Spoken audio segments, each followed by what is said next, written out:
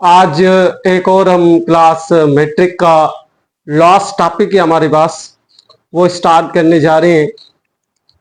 Last जो topic हमारे पास है वो हमारे पास है फर्टिलाइजेशन।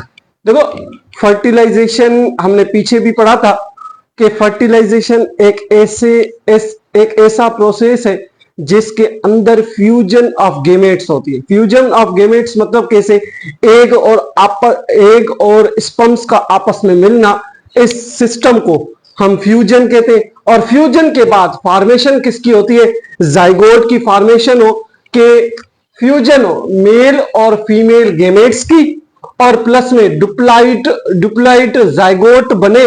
इस सिस्टम को हम क्या कहेंगे, फर्टिलाइजेशन के एक ऐसा प्रोसेस जिसके अंदर मेल और फीमेल गेमेट्स यानी कि एग और स्पर्म्स मिले और फॉर्मेशन हो जाइगोट की, इस प्रोसेस को हम क्या कहते हैं, फर्टिलाइजेशन कहते हैं। अब देखो कि फर्टिलाइजेशन को हमने विरासत किया है दो हिस्सों के अंदर, किसकी बुनियाद के ऊपर, लोकेशंस की बुनियाद के, on the basis of locations की बुनियाद के ऊपर। दो टाइप के होते हैं हमारे पास फर्टिलाइजेशन। कितने टाइप की होती है, दो टाइप की होती है। एक हमारे पास है एक्सटर्नल फर्टिलाइजेशन, दूसरा इंटरनल फर्टिलाइजेशन। देखो, एक्सटर्नल इंटरनल फर्टिलाइजेशन का मतलब क्या है और किस किस लिविंग ऑर्गेनिज्म के अंदर होती है और कैसे होती है। ठीक है, इंटरनल फर्टिलाइजेशन का मतलब या एक्सटर्नल फर्टिलाइजेशन का मतलब ये it is takes place outside the body, के कोई भी एम्ब्रियो वगैरह उनकी फॉर्मेशन है वो आउटसाइड द बॉडी हो, तो उस फर्टिलाइजेशन को हम एक्सटर्नल फर्टिलाइजेशन कहते हैं। अब ये इंटरनल फर्टिलाइजेशन एक ऐसी फर्टिलाइजेशन जो इनसाइड द बॉडी, किसके अंदर, फीमेल के अंदर इनसाइड द बॉडी किसी एम्ब्रियो की फॉर्मेशन हो या जाइगोट की फॉर्मेशन हो, तो उसको हम इंटरनल फर्टिलाइजेशन कहेंगे। उसके बाद second point, it takes place inside the body, inside the water, या हम कह सकते हैं इनसाइड द वाटर। ये ज्यादातर वाटर वाले लिविंग ऑर्गेनिज्म या इनसाइड द बॉडी, ये it takes place, sorry outside है, outside outside outside the body, outside the body, और it takes place inside the body of female. ठीक है, ये चीज याद रखना कि ये इनसाइड होती है, आउटसाइड होती है, और ये इनसाइड होती है किसी भी फीमेल के अंदर।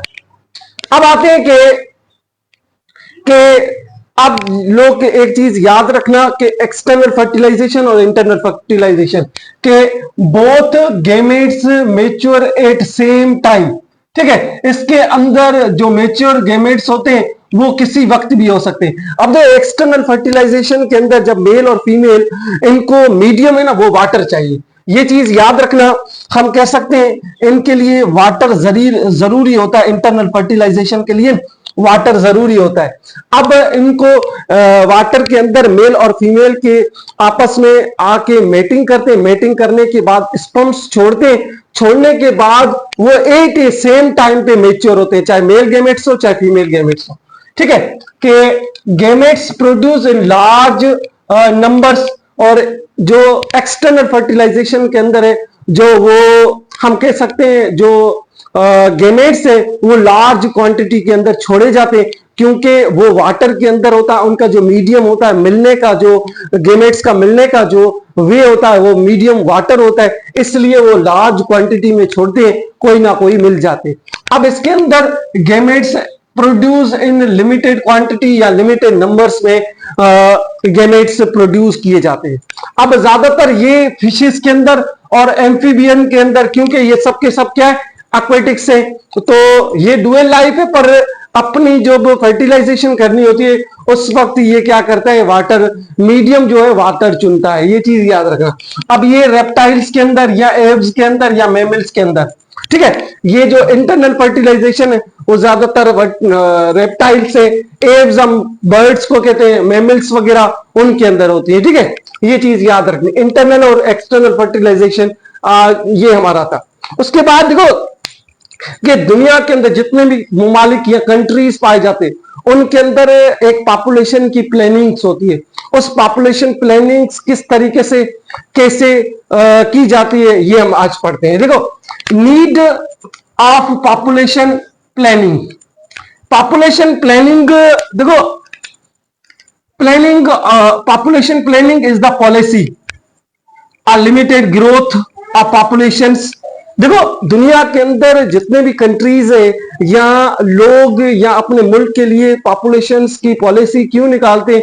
क्योंकि उनके पास एक तो लिमिटेड रिसोर्सेज होते हैं और जो अर्थ का जो एरिया है वो भी लिमिटेड होता है। तो इसलिए जितने भी कंट्रीज है या जितने भी शहर, छोटे छोटे शहर है, तो वो अपने या इवन हम अपने घर के अंदर या आस पड़ोस के अंदर भी लोग अपने पॉपुलेशन यानी कि औलाद को एक लिमिटेड रखते हैं, क्योंकि वो आगे चल के इस मुश्किलात में ना आए। तो लिमिटेड पॉपुलेशन हो, अगर मुल्क के अंदर लिमिटेड रिसोर्सेज है तो आपको जो आपकी जो पॉपुलेशन है वो भी लिमिटेड रखनी पड़ेगी। ठीक है, उसके बाद हम कहेंगे पॉपुलेशन है क्या? पॉपुलेशन एक ऐसा सिस्टम है, एक ही जगह के ऊपर एक ही किस्म की स्पीशीज रहना स्टार्ट करे, उस सिस्टम को हम क्या कहेंगे? Population. The total number of living being in a particular area, कि एक पर्टिकुलर एरिया के अंदर एक ही किस्म की स्पीशीज रहना स्टार्ट करे तो उसको हम क्या कहेंगे? पॉपुलेशन कहेंगे। ठीक है, अब देखो human population day by day increase हो रही है या डिक्रीज हो रही है, उसका इवन बर्थ रेट हाई है और डेथ रेट है ना वो लो है। तो इसलिए डे बाय डे हमारे मुल्क के अंदर जो पॉपुलेशन बढ़ रही है, तो बढ़ने जैसे पॉपुलेशन बढ़ेगी तो उनके लिए रिसोर्सेज भी हमें बढ़ाने पड़ेंगे। जैसे नंबर ऑफ रिसोर्सेज, वो फूड हो सकता है, हाउसेज हो सकती है, या हेल्थ है, या इलेक्ट्रिसिटी है, इवन ट्रांसपोर्ट है, या ड्रिंकिंग वाटर वगैरह है, वो भी उनके लिए लिमिट्स बढ़ानी पड़ेगी। तो इसलिए हमारे मुल्क के अंदर जितनी ह्यूमन पॉपुलेशन बढ़ेगी उतनी हमें रिसोर्सेज भी बढ़ाने पड़ेंगे। अब देखो मॉडर्न वर्ल्ड के अंदर, अब दुनिया के अंदर जितने भी लोग हैं उनकी साइकोलॉजी हो गई है कि मॉडर्न वर्ल्ड के अंदर जितने भी पॉपुलेशन होंगे वो चाहेंगे मुझे, मेरे पास एक अच्छी जॉब हो, मेरे पास एक अच्छा घर हो। तो ये डिफरेंट टाइप के लोगों के अंदर ये होता है कि मुझे मेरी जो जिंदगी हो वो अच्छी गुजरती रहे। तो ये चीज याद रखना कि वांट क्वांटिटेटिव ऑफ लाइफ। अब क्वांटिटेटिव ऑफ लाइफ के अंदर क्या क्या है कि एक तो सेहत अच्छी होनी चाहिए और गुड जॉब या फैसिलिटेड होनी चाहिए, अच्छी जॉब मेरे पास होनी चाहिए। तो ये चीज याद रखना, जैसे इंसान हमारे मुल्क के अंदर पॉपुलेशन बढ़ती है तो लिमिटेड रिसोर्सेज वो भी कम होने लगते हैं। और हर इंसान के इस मॉडर्न जमाने के अंदर हर इंसान की साइकोलॉजी है कि मेरे पास अच्छी जॉब हो, मेरी अच्छी हेल्थ हो और मेरा अच्छा घर हो। ठीक है, उसके बाद अगर हमारे मुल्क के अंदर day by day population increase होती जाएगी तो जो रिसोर्सेज एंड रिसोर्सेज वो आर हाई डिमांड्स। ठीक है, जैसे इंक्रीज इन पॉपुलेशन, जैसे हमारे घर के अंदर पहले 2 अफराद थे अब 4 हो जाए, 6 हो जाएंगे, तो उस हिसाब से उनकी जो लिमिटेशन है रिसोर्सेज है वो डे बाय डे बढ़ती जाएगी। अब देखो दुनिया के अंदर जितने भी कंट्रीज है उनके अंदर 2 कंट्रीज ज्यादा पॉपुलेशन वाले हैं, एक इंडिया और चाइना। ठीक है, अब एक पॉलिसी निकाली है, किसने? यूनाइटेड नेशन ने। ठीक है, यूनाइटेड नेशन ने एक पॉलिसी निकाली है कि आपके वर्ल्ड ऑर्गेनाइजेशन के अंदर चेक एंड बैलेंस होना चाहिए पॉपुलेशन का। चेक एंड बैलेंस कैसे पॉपुलेशन का होना चाहिए? अगर आप लोगों के पास अगर लिमिटेड रिसोर्सेज है तो उसके अंदर आप लोग क्या करो, अपनी जो पॉपुलेशन है उनको लिमिट्स रखो। तो इसलिए ये चीज याद रखनी है। उसके बाद अगर हमारे मुल्क के अंदर जितनी भी पॉपुलेशन डे बाय डे बढ़ती जाती है उससे क्या होते हैं कि सेक्सुअल ट्रांसमिटेड डिजीज है वो होती रहती है, या डिफरेंट टाइप की डिजीज होती रहती है। जितनी पॉपुलेशन बढ़ेगी उतनी हमारे मुल्क के अंदर गार्बेज बनेगा, और गार्बेज बनेगा तो क्या होगी? डिजीज भी बढ़ती जाएगी। अब ठीक है, देखो एक डिजीज है जिसको हम, जैसे सेक्सुअल ट्रांसमिटेड डिजीज किस तरीके और कैसे होती है। ठीक है, अब द डिजीज और इन्फेक्शंस, ठीक है, pass through 1 person to another person, एक पर्सन से दूसरे पर्सन के अंदर डिजीज ट्रांसफर हो या इन्फेक्शन ट्रांसफर्स हो। ठीक है, थ्रू जेनेटल ऑर्गन और जेनेटल फ्लूइड, इस डिजीज को हम क्या कहेंगे? सेक्सुअल ट्रांसमिटेड डिजीज या सेक्सुअल कांटेक्ट के जरिए या उसके अंदर जेनेटल ऑर्गन या जेनेटल फ्लूइड वगैरह इन्वॉल्व होके हमारी बॉडी के अंदर जो इन्फेक्शन या किसी और इन्फेक्शन को किसी और हेल्दी पर्सन को हम जो इन्फेक्शन देते हैं उसको हम सेक्सुअल ट्रांसमिटेड डिजीज कहते हैं। अब देखो सेक्सुअल ट्रांसमिटेड डिजीज दो किस्म की होती है, एक जेनेटल ऑर्गन या जेनेटल फ्लूइड के जरिए हो सकती है, एक होती है फिजिकल कांटेक्ट के जरिए भी हो सकती है। अब फिजिकल कांटेक्ट के जरिए हम कैसे होती है, जैसे फिजिकल कांटेक्ट के अंदर हम ज्यादातर स्किन जो टच होता है, स्किन टू स्किन टच होता है, उसके जरिए भी बीमारी हो सकती है। स्किन बीमारी जो होती है ना, उस बीमारी को हम क्या कहते हैं, परहेप्स कहते हैं, ठीक है। और एक और सेक्सुअल ट्रांसमिटेड डिजीज होती है जिसको हम जो ज्यादातर हमारे पास जेनेटल ऑर्गन और प्लस में जेनेटल फ्लूइड के जरिए होती है। अब इसके अंदर गुनेरिया आ गया या एड्स आ गई या साइफिलिस आ गया या जेनेटल हर्ब्स वगैरह, ये ज्यादातर जो बीमारी है वो हमें जेनेटल ऑर्गन या जेनेटल फ्लूइड के जरिए बीमारी होती है। उसके बाद एक और बीमारी है, जैसे हमारे पास मेन बीमारी जो है वो एड है। इस एड को हम उठाते हैं, एड्स जिसको एड्स कहते हैं। एड्स का फुल फॉर्म जो है अक्वायर्ड इम्यूनो डिफिशियंसी सिंड्रोम होता है। अक्वायर्ड इम्यूनो डिफिशियंसी सिंड्रोम होता है जो एड्स वाली बीमारी होती है। एड्स एक वायरस की वजह से होता है, जिस वायरस का नाम क्या है, HIV virus, human immuno deficiency virus होता है, जो इसकी वजह से एक बीमारी होती है जिसको हम एड्स कहते हैं, ठीक है।